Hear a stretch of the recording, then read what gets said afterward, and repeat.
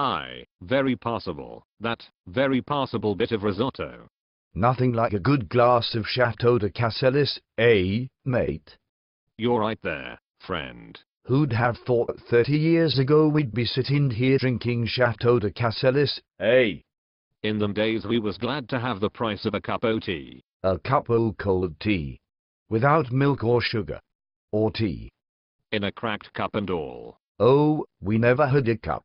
We used to have to drink out of a rolled up newspaper. The best we could manage was to suck on a piece of damp cloth. But you know, we were happy in those days, though we were poor. Because we were poor. My old dad used to say to me, money doesn't buy you happiness, son. Aye, he was right. Aye, he was. I was happier then and I had nothing. We used to live in this tiny old house with great big holes in the roof. House. You were lucky to live in a house.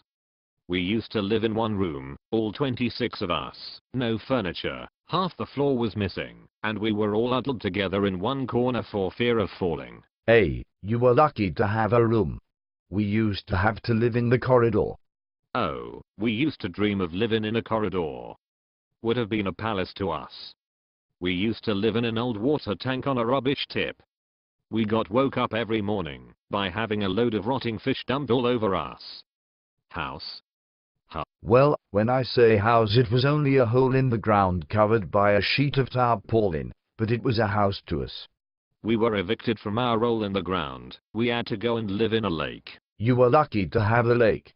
There were 150 of us living in a shoebox in the middle of the road. Cardboard box? Aye. You were lucky. We lived for 3 months in a paper bag in a septic tank.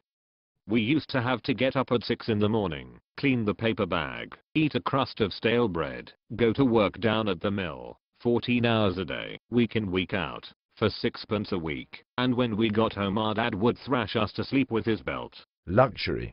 We used to have to get out to the lake at 6 o'clock in the morning, clean the lake, eat a handful of earth gravel, work a 20-hour day at mill, for 2p a month, come home, and Dad would thrash us to sleep with a broken bottle, if we were lucky.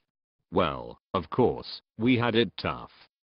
We used to have to get up out of the shoebox at 12 o'clock at night and lick the road clean with our tongue. We had 2 bits of cold gravel, worked 24 hours a day at the mill for 6p every 4 years, and when we got home our dad would slice us in 2 with a bread knife. Right.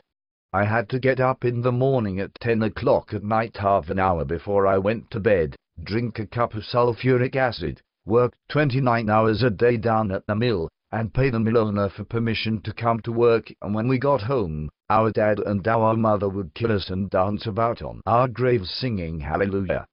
And you try and tell the young people of today that, they won't believe you. They won't.